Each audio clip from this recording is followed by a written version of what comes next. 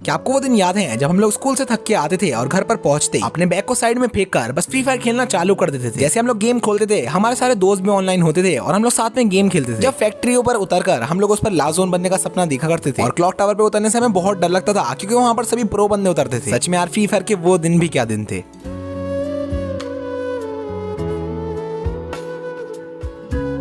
So hey what's up guys, welcome back to in the video. तो guys आज की इस वीडियो के अंदर मैं आपको हमारे फ्री फायर की कुछ ओल्ड मेमोरीज याद दिलाने वाला हूं। और आज की वीडियो आप लोगों के लिए इमोशनल भी हो सकती है क्योंकि गाइस आज आपको आपकी सारी फ्री फायर की पुरानी मेमोरीज याद आने वाली है। जब आप लोगों ने फ्री फायर को नया नया डाउनलोड करा था तब आपके साथ फ्री फायर में क्या क्या हुआ था और आपकी फ्री फायर में क्या क्या मेमोरीज थी। और जितने भी न्यू प्लेयर्स इस वीडियो को देख रहे हैं आप लोग भी वीडियो को जरूर एंड तक देखना ताकि आपको भी पता चले कि हमारा पुराना फ्री फायर कैसा था। क्योंकि अभी जैसा फ्री फायर है ना, हमारा पुराना फ्री फायर वैसा बिल्कुल भी नहीं था। पुराना जो फ्री फायर था वो इससे बहुत अलग था और बहुत अच्छा था। तो गाइस क्या आप लोगों को फ्री फायर के वो दिन याद हैं जब हम लोग गेम को बस एंजॉयमेंट के लिए खेलते थे और अगर हमें गेम खेलने को कोई मना ना करे तो हम लोग दिन भर भी गेम खेलते रहते थे। क्योंकि उस टाइम पर हम लोग अपने दोस्तों के साथ गेम खेलते थे, हम लोग आराम से रैंक पुश करते थे और रैंक गेम में बहुत ही मजे करते थे। जिस टाइम पर लॉकडाउन चल रहा था उस टाइम पर हम लोग पूरे दिन तो गेम खेलते थे, उसके साथ साथ पूरी रात भी गेम खेलते थे। उस टाइम पर बस हमारा एक ही सपना रहता था कि काश हम लोग हीरोइक पहुंच जाएं। और हीरोइक पहुंचने के लिए हम लोग दिन रात रैंक पुश करते रहते थे, अपने दोस्तों के साथ रैंक गेम खेलते रहते थे। लेकिन तब भी उस टाइम पर हम लोग हीरोइक पहुंच ही नहीं पाते थे क्योंकि उस टाइम पर हीरोइक पहुंचना बहुत मुश्किल था। और 2019 के टाइम पे जो फ्री फायर का म्यूजिक था वो सभी प्लेयर्स का अब तक का सबसे फेवरेट म्यूजिक है। आपको सुनाता हूँ आखिरकार उस टाइम पे फ्री फायर का म्यूजिक कैसा था और आपको भी इससे बहुत सारी अपनी पुरानी मेमोरीज याद आ जाएंगी। तो आप लोग फ्री फायर का ओल्ड म्यूजिक ये सुनो।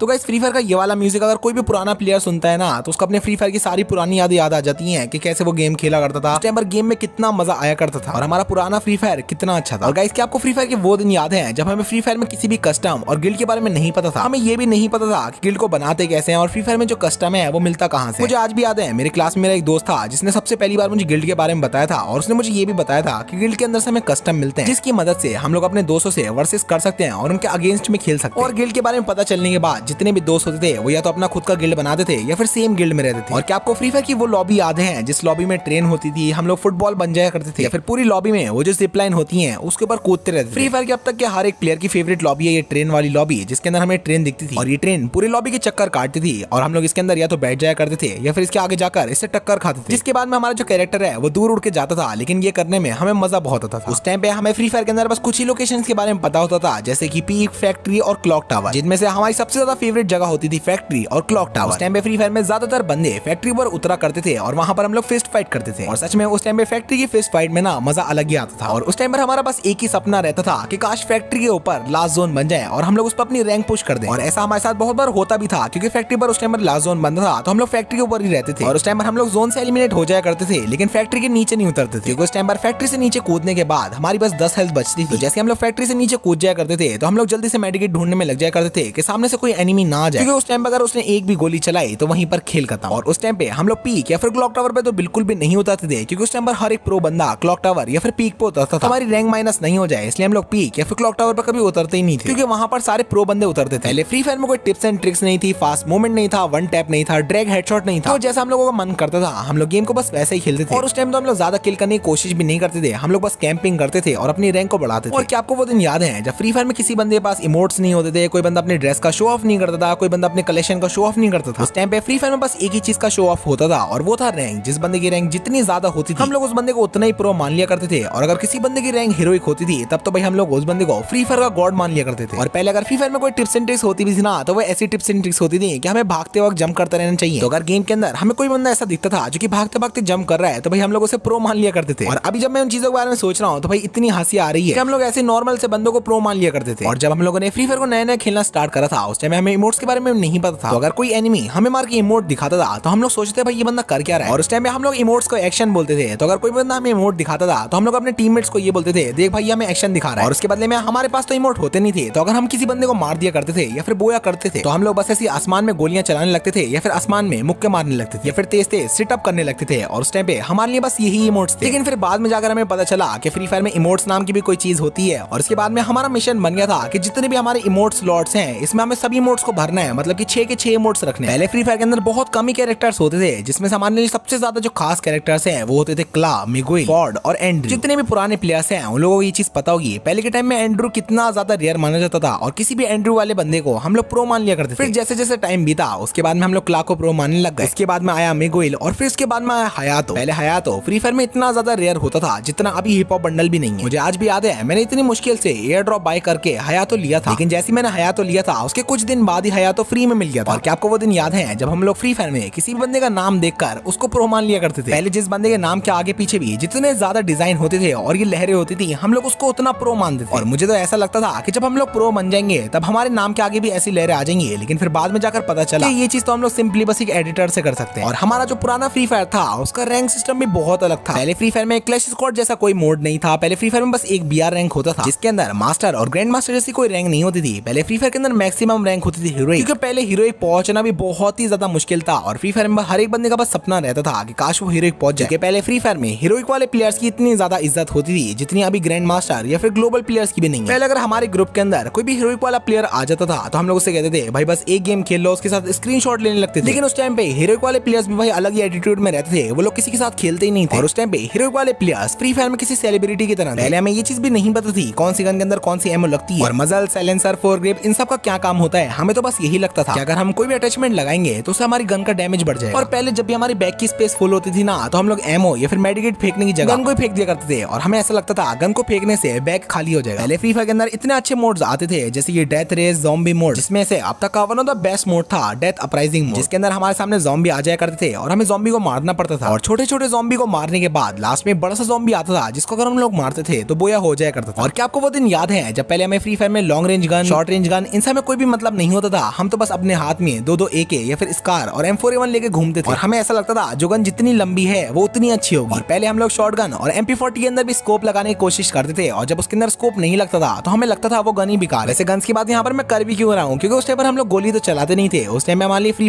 फायर नहीं बल्कि कार रेसिंग गेम था। जब भी हम लोग मैप के अंदर उतरते थे तो बस हम लोग कोई भी व्हीकल ढूंढने में लग जाया करते थे। जैसे हमें कोई भी व्हीकल मिलता था तो उसके अंदर हम लोग पूरे मैप में घूमते रहते थे। और उस टाइम पे हमें सबसे बढ़िया व्हीकल लगता था जीप, क्योंकि हमें लगता था ये जीप तो चारों साइड से कवर है तो इसके अंदर मुझे गोली तो पड़ ही नहीं सकती। तो इसलिए उस टाइम में हम लोग जीप के अंदर ही घूमते रहते थे। और पहले फ्री फायर के अंदर ग्लाइडर भी होता था तो हम लोग पूरे मैप के अंदर ग्लाइडर से घूमते रहते थे। और गेम के अंदर ये जो जिपलाइन है जिसको अभी टाइम में तो बहुत कम बंदे यूज करते हैं, इसको हम लोग पहले बहुत यूज करते थे, क्योंकि पहले जिपलाइन पे चढ़ने में ना अलग ही मजा आता था। सच में यार फ्री फायर के वो दिन भी क्या दिन थे। बस गाइस यही थे कुछ ओल्ड मेमोरीज जो कि मुझे आप लोगों के साथ शेयर करने थे। अभी आप लोग कमेंट करके बताना कि आज की ये वीडियो आपको कैसे लगी। तो गाइस अगर आप लोगों को वीडियो पसंद आई है तो वीडियो को लाइक जरूर से कर देना। और अगर आप लोग भी फ्री फायर के एक ओल्ड प्लेयर हो तो आज चैनल को सब्सक्राइब करना तो बनता है। तो जितने बंदों ने अभी तक सब्सक्राइब नहीं करा है सारे बंदे आज सब्सक्राइब कर लेना और बेल आइकन को ऑल पे सेट कर लेना। और अगर आपके पास भी फ्री फायर की कोई ओल्ड मेमोरी है तो गाइस आप लोग कमेंट करके बताना, देखते हैं मजा आएगा। तो बस गाइस इस वीडियो को हम लोग यहीं पर खत्म करते हैं और मैं मिलता हूँ आप लोगों से किसी और वीडियो में। तब तक के लिए बाय बाय।